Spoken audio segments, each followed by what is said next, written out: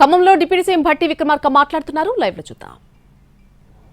భూమి పూజ కార్యక్రమం చేసుకొని దాదాపు ఇది 10 మెట్రిక్ టన్నులు 10,000 5,000తో కలిపి 2 గోడౌన్లు 10,000 మెట్రిక్ టన్నుల కెపాసిటీతో ఇవాళ ఈ గోడౌన్ కమలాపురంలో నిర్వహించుకుంటున్నాం. దీనికి సంబంధించి ఇప్పటికీ గతంలో మన ప్రభుత్వం రాకముందు 5,91,500 మెట్రిక్ టన్నుల కెపాసిటీ వరకు ఉంటే మనం వచ్చిన ఈ సంవత్సర కాలంలోనే 10,75,000 మెట్రిక్ టన్నుల కెపాసిటీ పెంచేటట్టుగా గిడ్డంగుల సంస్థ ద్వారా ఈ గోడౌన్స్ అన్ని నిర్మించుకొని ముందుకు పోతా ఉన్నాం.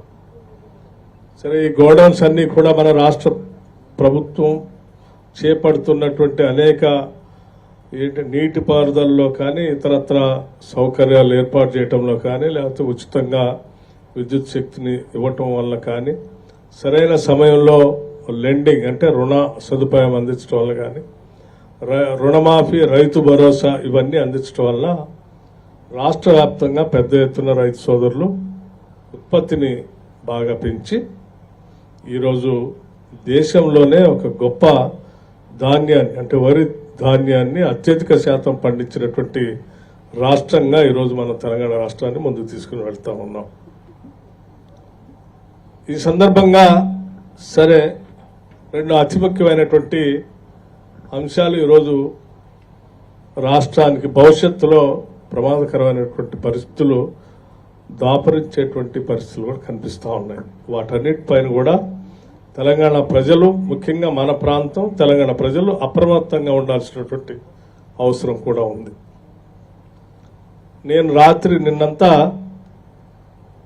నాగర్ కర్నూలు జిల్లా కొల్లాపూర్ శాసనసభ నియోజకవర్గంలో కృష్ణానది ఒడ్డున కూర్చొని ఆ వస్తున్నటువంటి వరదని అక్కడ ఆ కృష్ణానది పైన హైడల్ పవర్ ప్రాజెక్టులకు సంబంధించినటువంటి రివ్యూ కార్యక్రమాన్ని చేసుకుంటూ ఆ కృష్ణానది పైన మనం కట్టినటువంటి ప్రాజెక్టుల ద్వారా పండుతున్నటువంటి పంటలకు సంబంధించి వస్తున్నటువంటి వరద గురించి అంతా అంచనాలు వేసుకుంటూ లెక్కలు వేసుకుంటూ కూర్చున్నాను. నేను మీ అందరు గుర్తుండి ఉండే ఉంటుంది, ఒక 4-5 సంవత్సరాల క్రితం రాష్ట్ర వ్యాప్తంగా కృష్ణానది పైన వస్తున్నటువంటి జలాలకు సంబంధించి మరీ ముఖ్యంగా లెఫ్ట్ కెనాల్తో పంటలు పండించుకుంటున్నటువంటి మనం ముఖ్యంగా ఖమ్మం జిల్లాకు సంబంధించి 2nd జోన్లో టేలెన్లో ఉన్నటువంటి మన నియోజకవర్గానికి సంబంధించిన మండలాలకు సంబంధించి ముదిగొండ కానీ లేకపోతే అప్ టు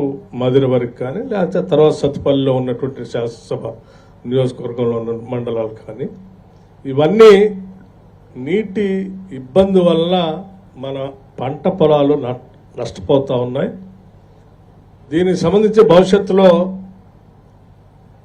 ఈ కృష్ణానది పైన ఆంధ్ర ప్రాంతానికి సంబంధించినటువంటి ప్రభుత్వం శ్రీశైలం పైన రాయలసీమ లిఫ్ట్ ఇరిగేషన్ అని చెప్పి కొత్తగా ఒక ప్రాజెక్టులు కడతా ఉన్నారు.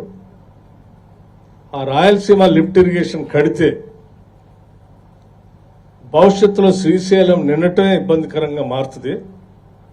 ఒకవేళ శ్రీశైలం నిండకపోతే దాని కింద ఉన్నటువంటి నాగార్జున సాగరే నిండదు. ఒకవేళ నాగార్జున సాగర్ నిండకపోతే లెఫ్ట్ కెనాల్కి నీళ్లు రావటం ఇబ్బందికరంగా మారుతుంది. అరకొరగా లెఫ్ట్ కెనాల్కి నీళ్లు వచ్చినా కానీ జోన్ 1లో ఉన్నటువంటి కొంత ప్రాంతానికి నీళ్లు వస్తాయి. జోన్ 2లో ఉన్నటువంటి ఖమ్మం జిల్లా ఇంకా చాలా ఎడారిగా మారే ప్రమాదం కూడా ఉంది.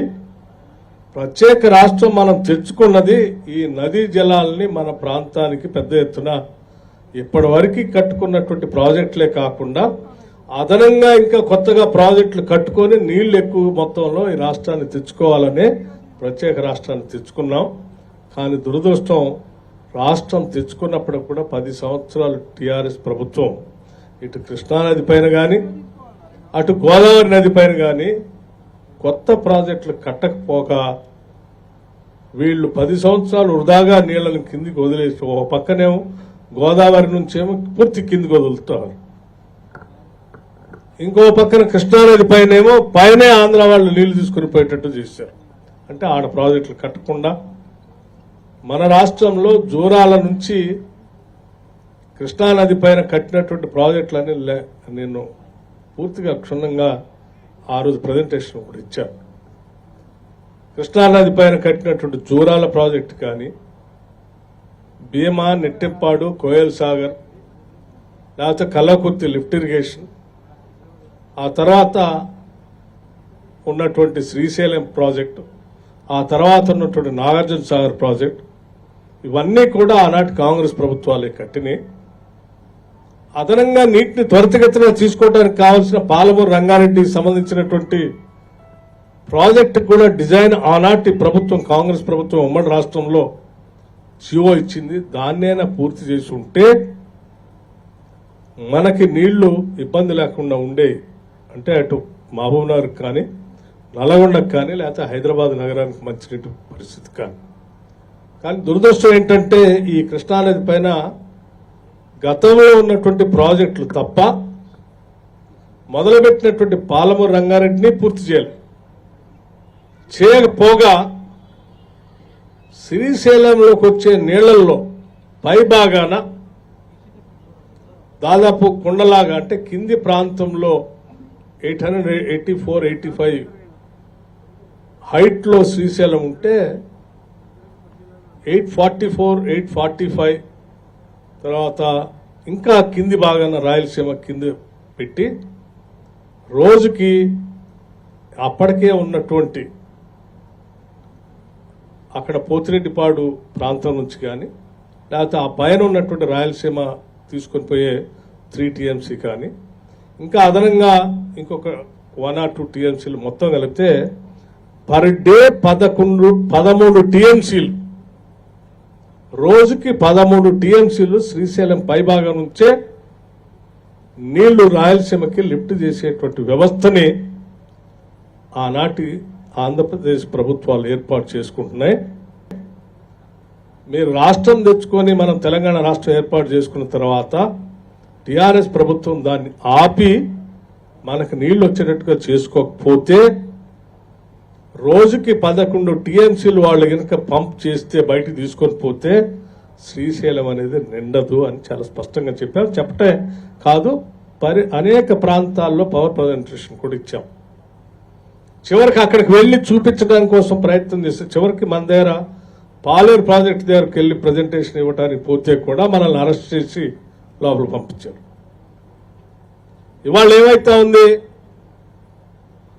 సాగర్ నుంచి వచ్చే లెఫ్ట్ కెనాల్కి మనకు వచ్చే ఇవాళ మనం ముదిగొండలో ఇవాళ పంట పండించుకుంటున్నామంటే కేవలం సాగర్ నీళ్లు రావటం వల్లే పంట పండించుకుంటున్నాం. సాగర్ నీళ్లు వచ్చేంత వరకు ఈ పరిసర ప్రాంతాలు మొత్తం కూడా జొన్న చేలు, బుడం దోసకాయలు ఏరుకోవటం తప్ప వేరేది లేదు మనకి. జొన్న చేలు, లేకపోతే అందులో ఉన్నటువంటి రేగి పండ్లు, లేకపోతే బుడం దోసకాయలు, ఇది మన పరిస్థితి. మహానుభావులు గొప్పవాళ్ళు ఆ ప్రాజెక్టుని ఆనాటి కాంగ్రెస్ నాయకత్వం కట్టారు కాబట్టి నీళ్లు పారుతా ఉన్నాయి కాబట్టి 5 ఏళ్లతో మనం అన్నం తినగలుగుతా ఉన్నాం. ఇవాళ ఆ వచ్చే నీళ్లు ప్రమాదం ఏర్పడింది. సాగర్లో లెఫ్ట్ కెనాల్ నుంచి మనకు వచ్చేది నియరింగ్ అబౌట్ 1 TMCకి దగ్గరగా వస్తూ ఉంటాయి. పూర్తి TMC కూడా కాదు. అంటే 1 TMC పర్ డే సాగర్ నుంచి వచ్చే నీళ్లతో మనం ఇన్ని లక్షల ఎకరాలు పండించుకుంటున్నాం. అటువంటి సాగర్ కెనాల్లో పూర్తిగా వచ్చేటువంటి 1 TMC కెపాసిటీకి 13 TMC అంటే 13 స్థాయిలో 13 రెట్లు మన సాగర్ కెనాల్ నుంచి వచ్చే నీళ్ల కంటే 13 రెట్లు ఒకటే రోజు నీళ్లు తీసుకుపోయేటువంటి వ్యవస్థని ఆంధ్రప్రదేశ్ ఆ పైన ఏర్పాటు చేసుకుంది. దీన్ని అలాగే కొనసాగనివ్వనిస్తే కేవలం 25 రోజుల్లో, మ్యాక్సిమం 30 రోజులు, కేవలం 25 నుంచి 30 రోజుల్లో శ్రీశైలంలో ఉన్న నీళ్లు మొత్తాన్ని ఖాళీ చేసేంత స్థాయిలో వాళ్ళు అక్కడ వ్యవస్థను ఏర్పాటు చేసుకున్నారు. ఒకవేళ అదే జరిగితే నేను చెప్తా ఉన్నాను లెక్కలు తెలిసినటువంటి వ్యక్తిగా, ఒకవేళ అదే పూర్తిగా వాళ్ళు ఏర్పాటు చేసుకుని వ్యవస్థ కొనసాగించడానికి అలాగే కొనసాగితే మనం ఇలాగే ఉంటే శ్రీశైలం నిండదు. శ్రీశైలం నిండకపోతే శ్రీశైలంలో మొదలుపెట్టినటువంటి AMR ప్రాజెక్టుకి నీళ్లు రావు. కల్వకుర్తి లిఫ్ట్ ఇరిగేషన్ నీళ్లుండవు. అట్లాగే హైదరాబాద్ తీసుకొచ్చేటువంటి మంచినీటి పథకానికి నీళ్లుండవు. పాలమూరు రంగారెడ్డి కోసం మొదలుపెట్టినటువంటి ఆ ప్రాజెక్టు కూడా నీళ్లుండవు. అంటే ఏ ప్రాజెక్టుకి నీళ్లు లేకుండా శ్రీశైలం దగ్గర ఆగిపోతే వాటికే దిక్కుండదు. ఇక సాగర్ దగ్గరకు వచ్చేటువంటి పరిస్థితుల్లో నీళ్లు పొందే మనకి పూర్తిగా నీళ్లు రావు. తిరిగి మళ్ళీ జొన్నసేలు బుడం దోసకాయలు ఏరుకునే పరిస్థితికి ఈ ప్రాంతం రావాల్సినటువంటి దుస్థితి ఏర్పడుతుంది. దీన్ని జాగ్రత్తగా ఈ ప్రాంత ప్రజలంతా గమనించాలి.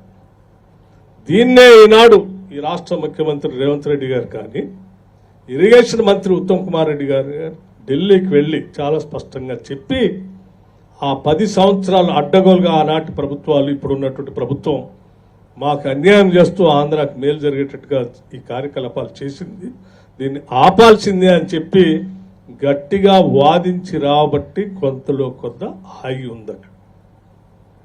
ఇది కృష్ణానది పరిస్థితి. లేకపోతే